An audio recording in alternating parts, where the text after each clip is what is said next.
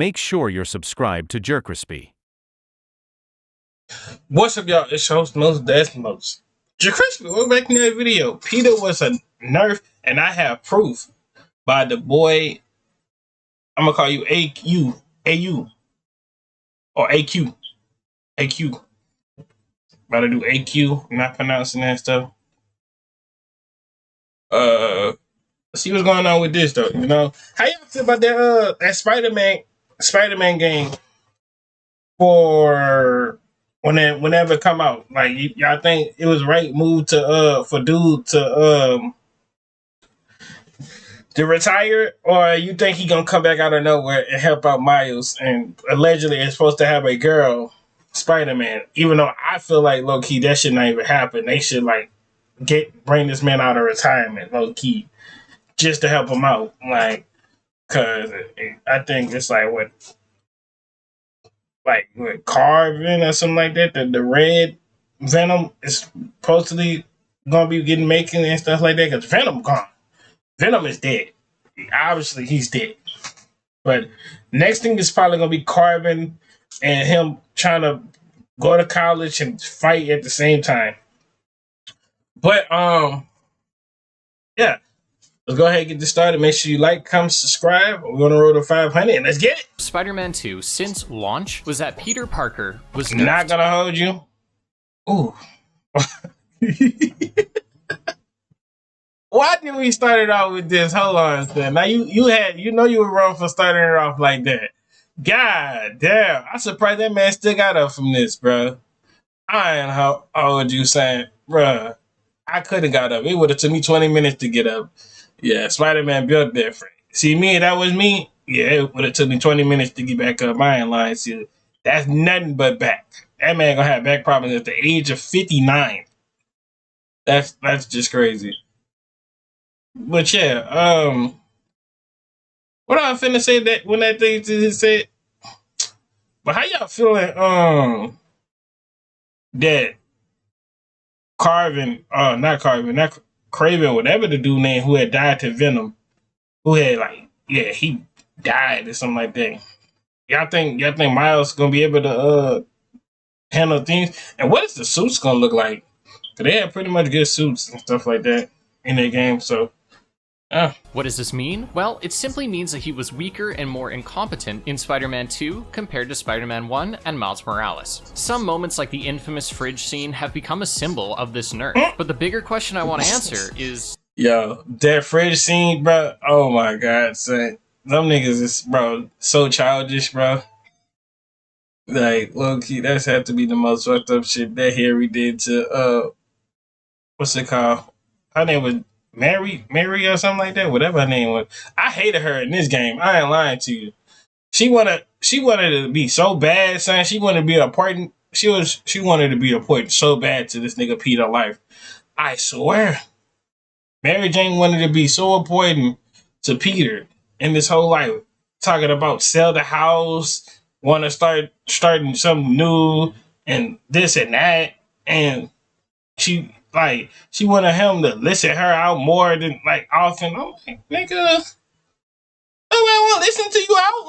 Like, come on now. Is this criticism actually true? The answer is yes. Well, no, but yeah, sorta. It's complicated. So I want to take some time to look over Peter's performance over the first and second game and see if he really was nerfed, and more importantly, how. I think there are 3 ways to analyze how and why Peter might have been nerfed. Damn. There's the narrative sense, which is how often he justifiably loses, and then we can look at how... Yeah, I'm not gonna hold you. Niggas could have jumped me like that. Ain't no way I had to get up and fucking start swinging crazy. I ain't lying to you. Especially if I'm Spider-Man, bro, I'm webbing up everybody.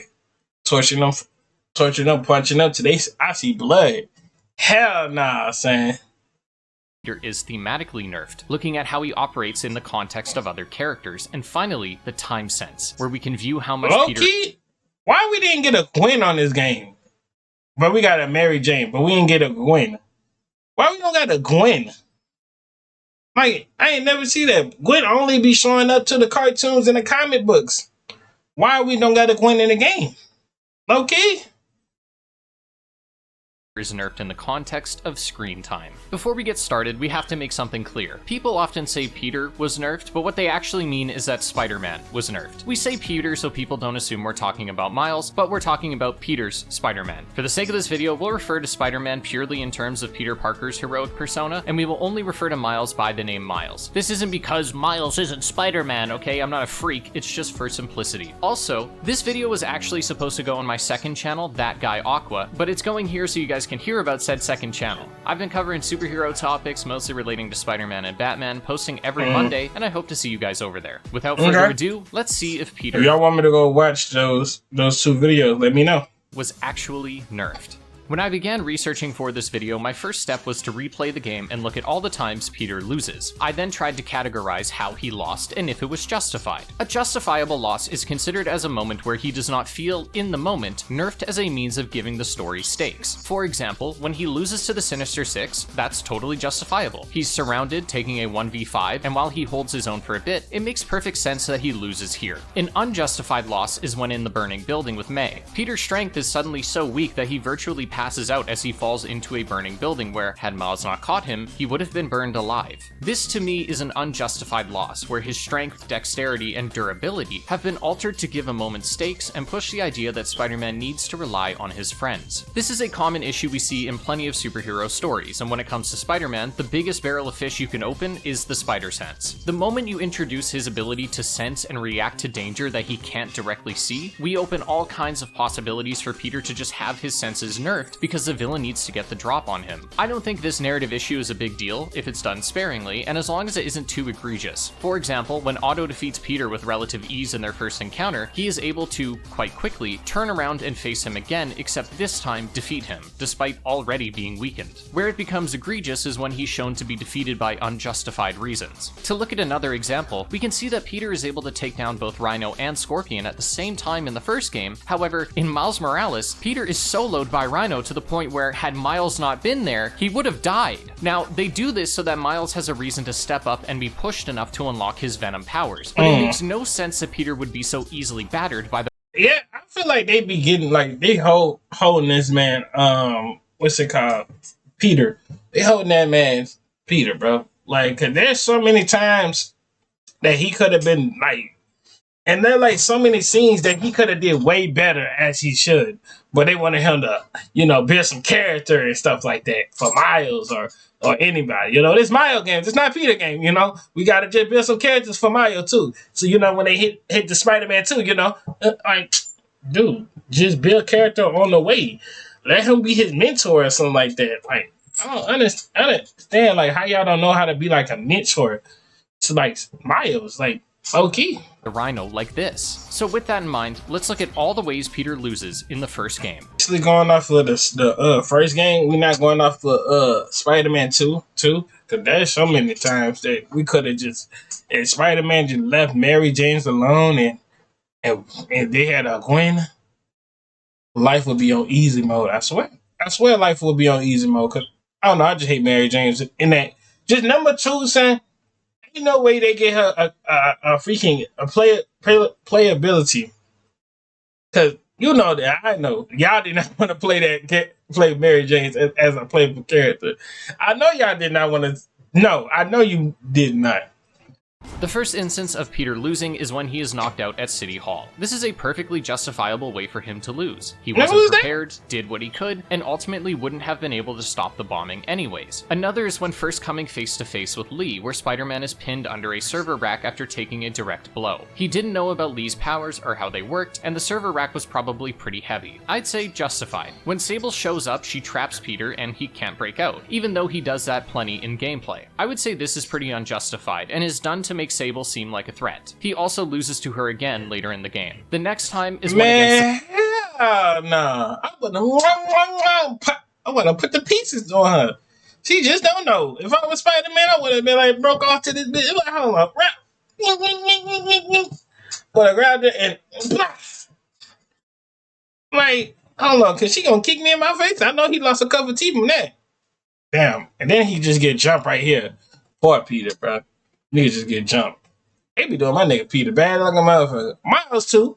Don't be thinking Peter get it bad too. Miles, they be getting They be making Miles weak too. Sinister Six. As mentioned, this is a perfectly fine reason to lose. Another instance is the burning building, and I believe it is unjustified. Spider-Man should have been able to get out of that. The next is one against Scorpion. This might seem unjustified because he loses without much effort, but it's explained that Scorpion is using a new serum developed by... Like, low-key, hell no. Ain't no way we losing to Scorpion. Scorpion have one thing.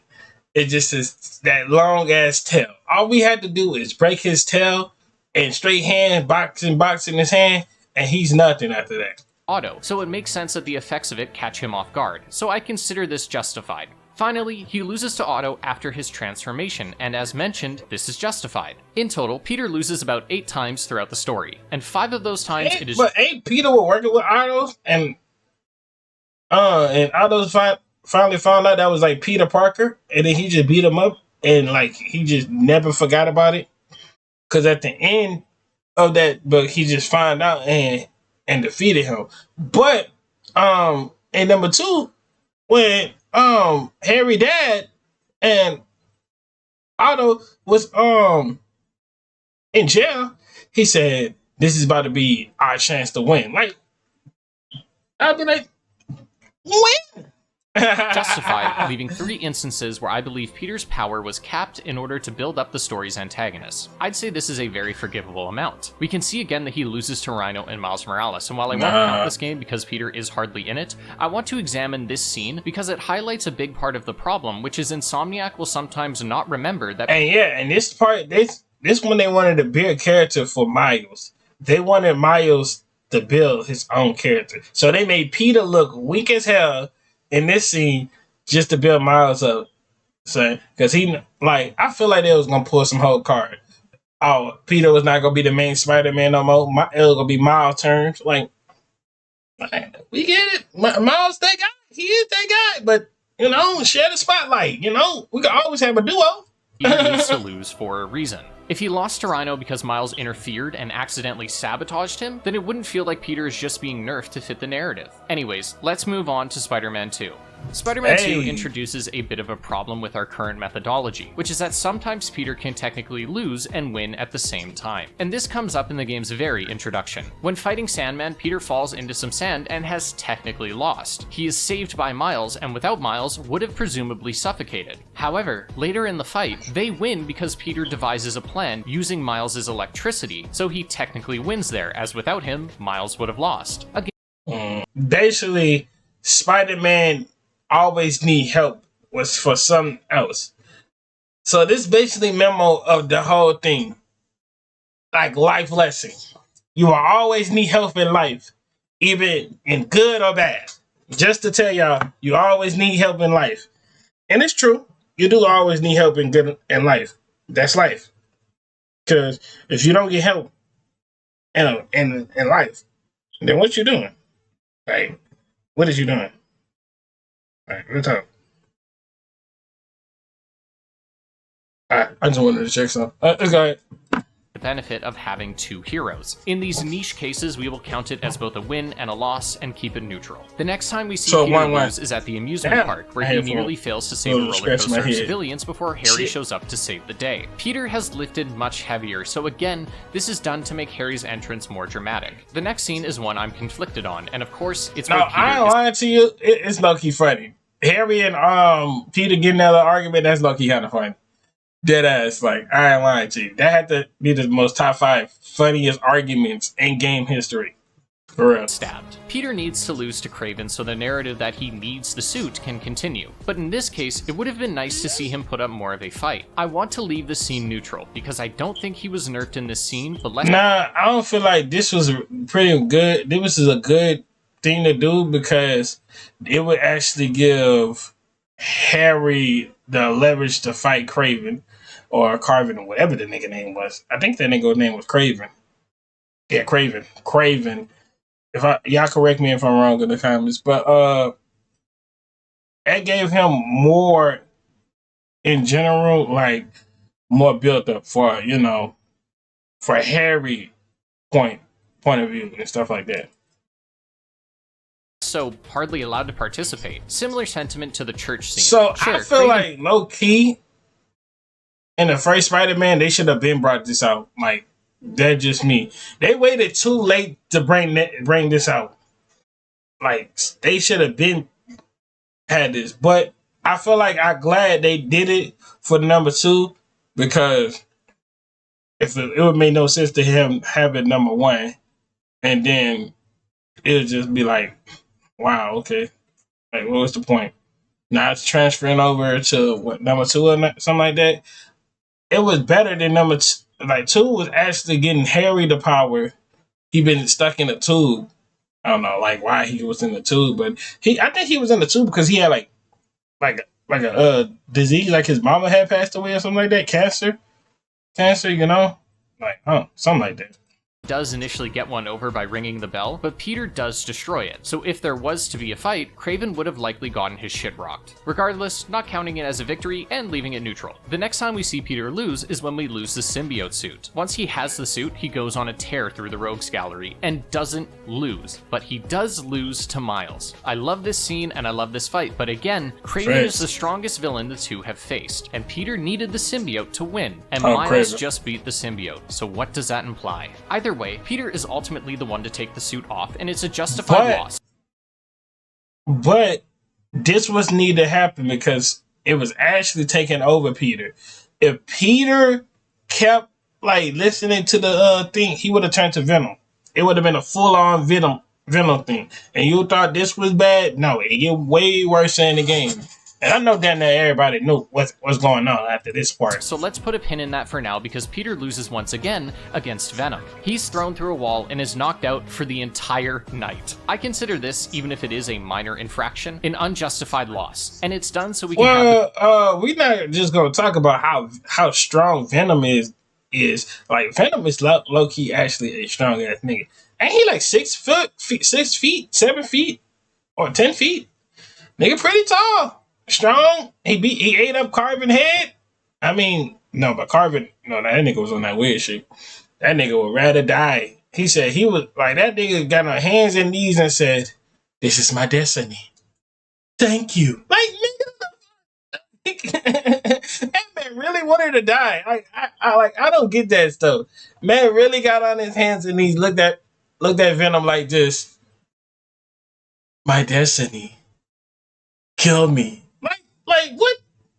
Coolest level in the game. I wish the game justified it by claiming that I after still taking don't off the understand suit, it. the fatigue caught up with him all at once, but we don't really get that, so unjustified.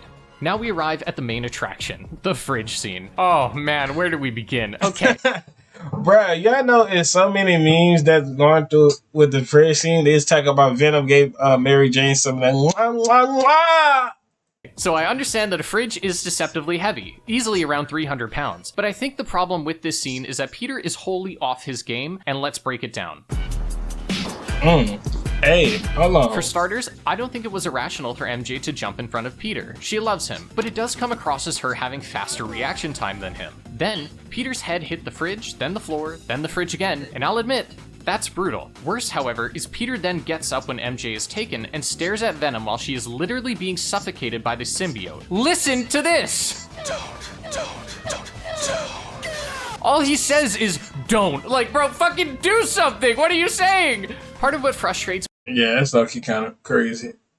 Nah, I couldn't. That's how I know Peter never loved Mary Jane for the start. Because he really loved that girl. That dude would have did some kick moves or something, or tried something. Like, I don't know, son. Me with this scene is that it's an unjustified loss, and it would be so easy to make it justified while maintaining the core of the scene. We can keep MJ jumping in front of Peter. Some consider it stupid of her, but again, it's natural when you love someone. And it's not like MJ isn't already in direct danger by simply being the only non-superpowered person in the house. Instead, however, Peter can push her out of the way, causing the tendril to not hit him, but grab him. The tendril can wrap around his neck, and then while virtually subdued, Venom uses the other arm to drag MJ away. Then he can keep his plea for Harry to not do it and not look like a bum for just standing there watching. Regardless, this is an unjustified loss. There's plenty of ways to justify it if we bring in outside information or make significant assumptions, but in a vacuum, this is a near undeniable unjustified loss. The next loss is at City Hall, and it's once again due to the general incompetence on the part of both Spider-Men. Peter puts up hardly any fighting. Man, yo, these symbiotes or whatever they is, bro, bro, they do not want to go down. You got to hit them niggas about 20 plus times just to like let them die against the infected, and conveniently has. And I think ain't this like when Myers had to go get the sample or something like that? No, he got the sample before. Did that, and then like they cornered him, and then he had to go inside of Peter, and that what old dude had gave all his energy just to bring back Peter or something like that. Cause Peter felt bad because he like Aunt May or something like that, bro. Because he still had a little bit of the symbiote in him. No sound gadgets, which are canon as they were developed as part of a different earlier mission. Then Miles jumps in, and instead of using electricity, or anything really, he just tugs on him a bunch. Now, granted, we can see multiple tendrils begin to pin Peter down as soon as he hits the ground, so it's hard to call this entirely unjustified, so we can simply leave it as neutral, as once again, it's to make Mr. Negative the hero. When Peter encounters Harry again, he, despite having anti-venom, hardly puts up a fight against Harry. Perhaps this is because he is clearly still conflicted over having to fight his friend, but the entire plan of entering his base and basically forcing himself to be saved by Miles was completely foolish, and seemed a contrivance so Peter knows where the meteorite is. Unjustified loss. Finally, Peter in his final encounter has the effects of anti-venom change moment to moment. Now, this makes some sense from a writing perspective because anti-venom is the most blatant plot device ever, but especially in the case of when Venom defeats him. Yo, anti-venom was actually something brand new, or that was actually in the comics, like comic book or some shit like that.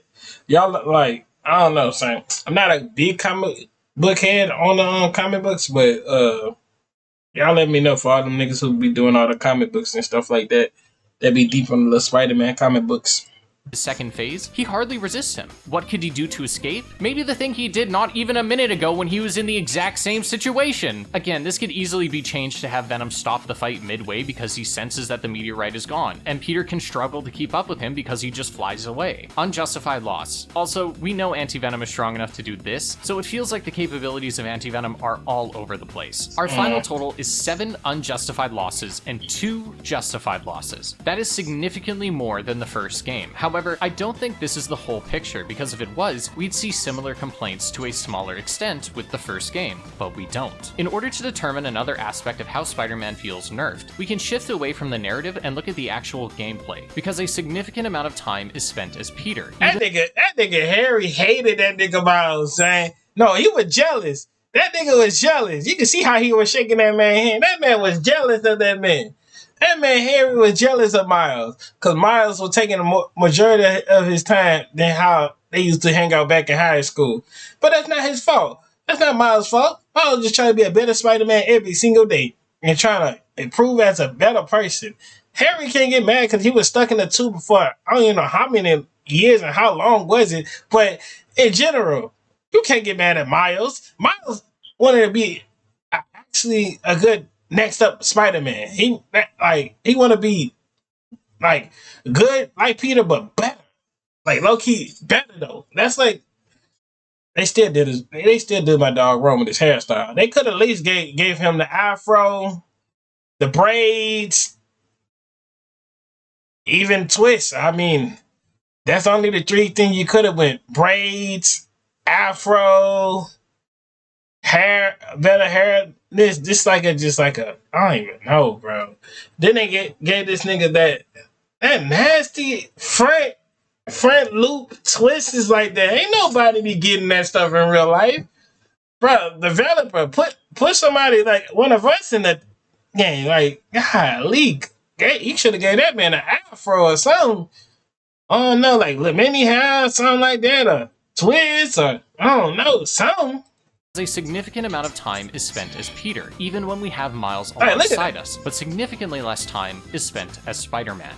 The following argument is going to require quite the helping of salt, because when we factor in numbers for gameplay, we run into the issue of variability. What if my playthrough looked a little different than yours, and what if I spent more time on X than Y? So consider these rough estimates, and as you'll see, the grain of salt won't affect the outcome very much. The way we are going to evaluate a playthrough is by how much time is spent as Spider-Man and how much time is spent as Peter or another character that isn't Spider-Man. In the first game, we can see my 8-hour and 25-minute playthrough. We have 5 hours and 38 minutes under the mask, and the rest, 2 hours and 38 minutes, is spent as a normal human. I think my brother beat the game in 4 days. My brother deadass beat this game in 4 days. It had to be 4 days or 5 days. It took him 4 days or 5 days to beat this game.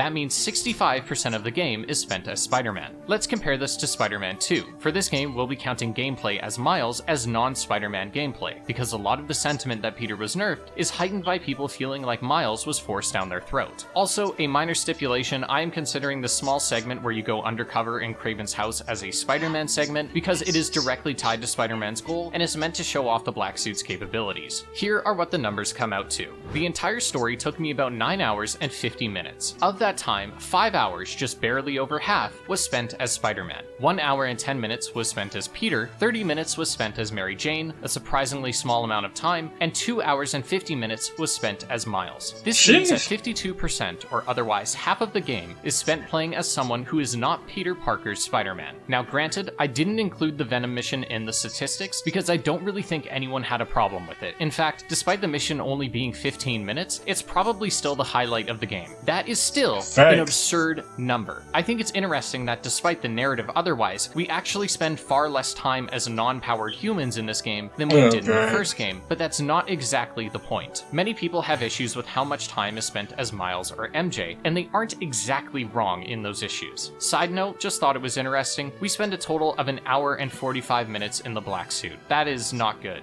So, what's the conclusion then? Peter was nerfed? I mean, narratively, he's losing much more and for shakier reasons, and he is less present in this game than he was in his debut. But something doesn't sit right with me. There's something about what we've covered that still doesn't present Insomniac as an entity hell-bent on minimizing Peter. Of course, you see the runtime, we have a bit more to cover, and no video essay is complete without a good twist. What about now? It's time to rock with the biggity buck bumble. While I was taking my time going through the first 2 games, I figured why not do the same calculations for Miles and see where he stacks up. The Miles Morales game took about 4 hours and 22 minutes to complete, with about 53 of those minutes being outside of the mask, and 3.5 hours under. That means 83% of the game is under the mask, the highest density of Spider-Manning so far. More interesting, however, is how and when Miles loses. Miles is a total newbie in this game, which makes a lot of his incompetence justified, mostly. He loses to Finn after chasing her, and this is a weird loss because while he could melt her tools with his electricity, as showcased on the bridge, he might be hesitant because that's his friend. Then he justifiably loses to Rhino because he is ambushed, outnumbered, and he has new armor that negates his electricity powers. Then he loses to Finn again in the subway tunnel, though he's not really putting up a fight, instead trying to reason with her. And so Finn been a... Why did he make up his uncle or something like that? Or they didn't just want to copy off of the movie? You think of the movie that was going to take partial money off of the shit? I don't know, son. They be messing it up like the story plot and all that other shit, bro. I don't know why they be doing that, but I don't know, bro.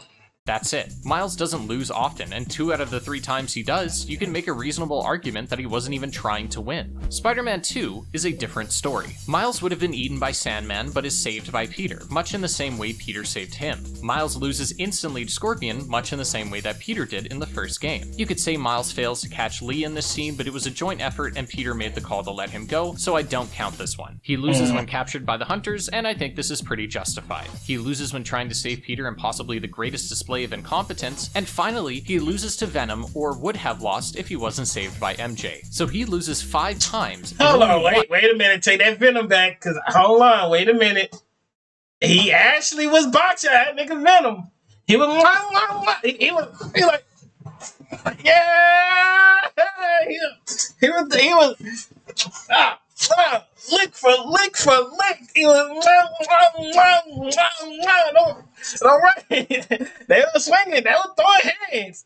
So that give him credit. That was Harry. That was Harry angriness taking them. So now all the other ones, I'll give you that. But the Venom one, nah. Is it just nah. He still loses less than Peter, but he doesn't have as much screen time. So what conclusions can we draw from this? Well, I'd say Insomniac didn't necessarily nerf Peter, they nerfed the writers.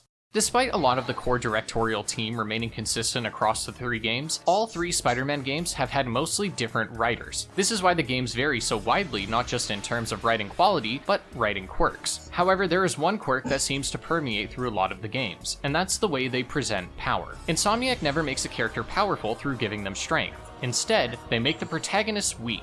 That's why Miles' electricity can sometimes melt metal away when it's convenient and suddenly do nothing when it isn't. It's why Kraven kills half the Sinister Six off screen, and why we see him kill Scorpion. It shows the player that he's a real threat, and when we want to make Venom look like a threat, he kills Kraven and makes Peter look like a bitch. It's not exclusive to Peter either. Scorpion is mogged, Vulture is deathmaxing off screen, and even Kraven is conveniently spared in his first encounter with symbiote Peter. I think a lot of this comes down to the writing process where writers say, okay, we need Peter to be in X position so that Y can happen. But little consideration is given to if it makes sense for how the character gets in that spot. When it comes to why there is so much non-Spider-Man gameplay, I simply think it has to do with Brian Intihar as a director. Peter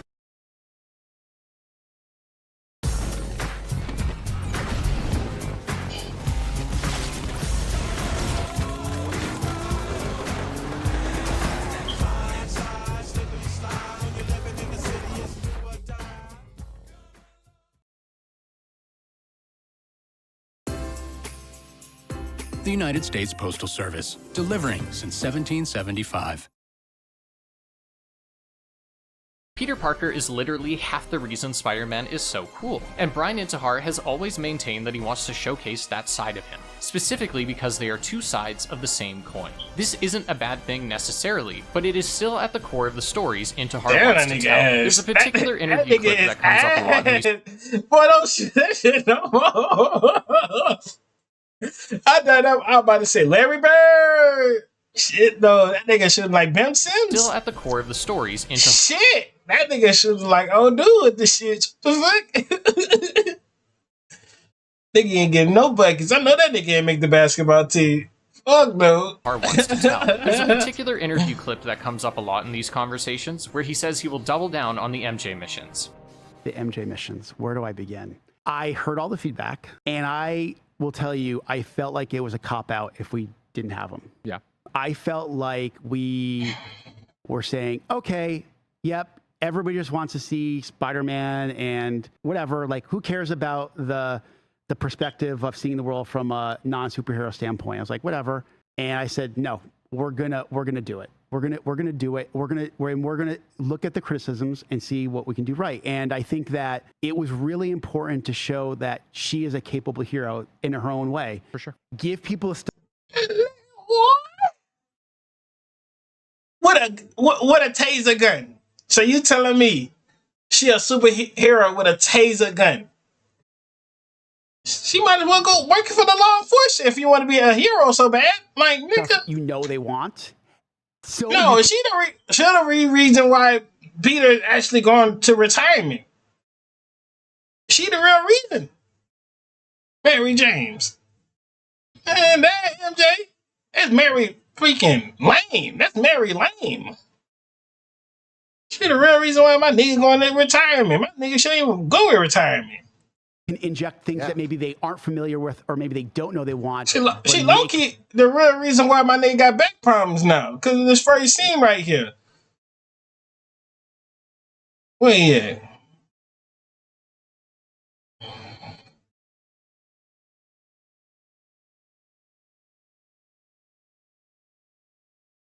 Yeah, whatever. Y'all know what I'm talking about.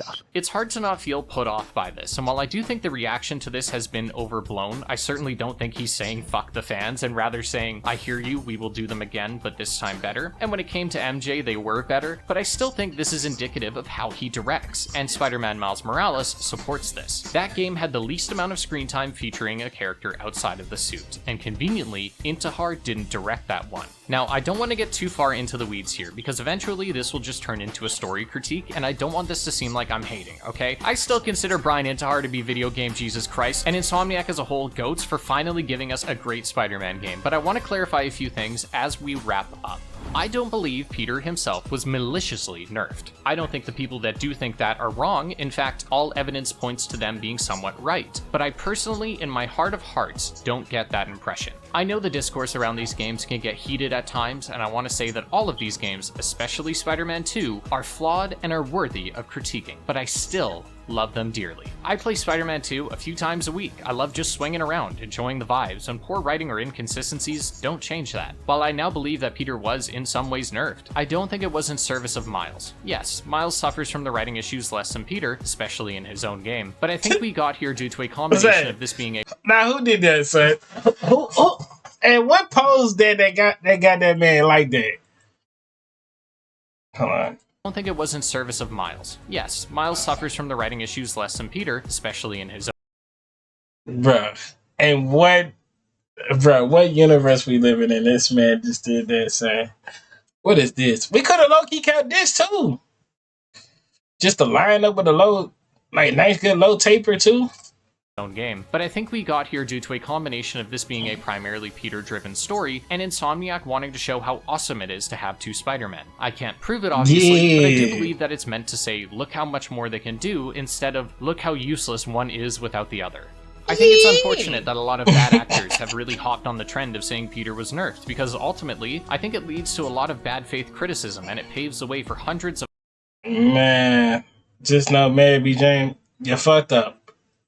My nigga could have been going down in number 3. But nah, he gotta retire. He's getting old. Like, nigga, no, he's not. Assumptions that make engaging with the game's discourse toxic and unenjoyable. But unfortunately, even if some of the people who believe this can be jackasses, in this particular case, they're also correct. Once again, feel free to check out the second channel for more Spider-Man and Batman content. Thank you to our patrons for supporting this channel.